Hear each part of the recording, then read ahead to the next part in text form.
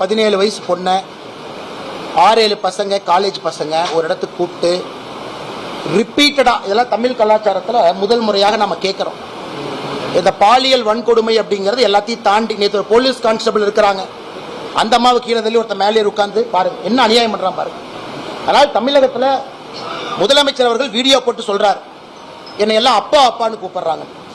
நான் எப்படி பார்க்குறேன்னா, பாலியல் வன்கொடுமைக்கு உள்ளாக்கப்பட்ட ஒரு பாப்பா அப்பா அப்பான்னு கதறதா தான் நான் பார்க்கறனோ தவிர, எந்த குழந்தையும் ஆசையாக அப்பா அப்பான்னு கூப்பிடுற மாதிரி நான் பார்க்கறேன். அப்படித்தான் நான் முதலமைச்சர் அவர்கள் இரும்பு கரம் இருக்கு, அது இருக்கு, இது இருக்குங்கிறார். என்ன கரம் இருக்குன்னு பார்ப்போம். இரும்பு கரத்தை கொண்டு அடக்க வேண்டும். நாங்க சொல்றோம், ஏடிஜி லா அண்ட் ஆர்டர் கடிதம் எழுதினாரு, பெண்களுக்கு எதிராக குழந்தைகளுக்கு எதிராக பாலியல் வன்கொடுமைகள் தமிழ்நாட்டில் அதிகமாயிடுச்சுன்னு ஏடிஜிபி லா அண்ட் ஆர்டர் கடிதம் எழுதுறாரு. ஆனா முதலமைச்சர் அதிகமாகவில்லைன்னு சொல்றாரு. அப்ப ஏடிஜி லா அண்ட் ஆர்டர் சொல்றது பொய்யா, மாண்புமிகு முதலமைச்சர் ஐயா ஸ்டாலின் அவர்கள் சொல்றது பொய்யானே சொல்லுங்க.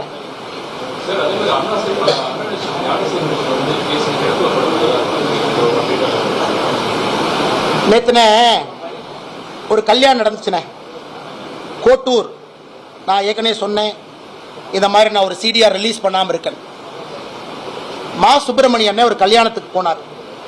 கோட்டூர் ஒரு பேரை சார்ந்த ஒரு கல்யாணம். அவர் மட்டும் போல 6 அமைச்சர் போனார்.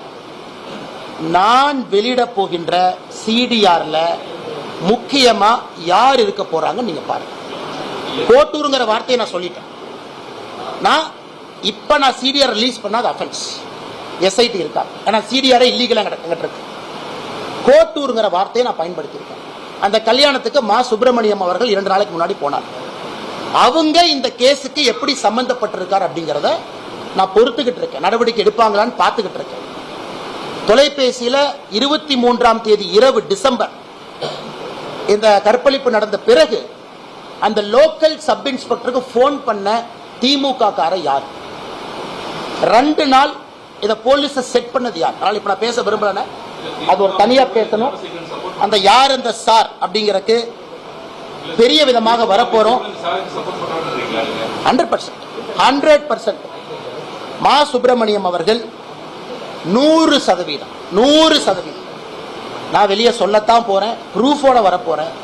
100% மா சுப்பிரமணியம் அவர்கள் இந்த விஷயத்துல உண்மையாக நடந்து கொள்ளவில்லை. யாரு மேல குற்றச்சாட்டு நான் வைக்கிறேன். கல்யாணத்துக்கு சொல்லிட்டேன், கோட்டுன்னு ஒரு வார்த்தையை பயன்படுத்தியிருக்கேன். 2 நாட்களுக்கு முன்பு நடந்துச்சு. அவர் இதுல உண்மையாலும் இல்லை.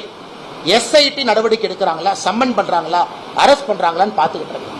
அதன் பிறகு களத்தில் நாங்கள் குடிக்க வேண்டி வரும். ஏன்னா பேக் டோர் மீங்க ஃப்ரண்ட் டோர் மீங்க தலைவா ஸ்ட்ரைட்டா சொல்லிட்டேன். எஸ்ஐடி எப்ப இன்வெஸ்டிகேஷனை முடிக்கிறாங்களோ அன்னைக்கு என்னுடைய சிடிஆர் வெளியே வரணும்.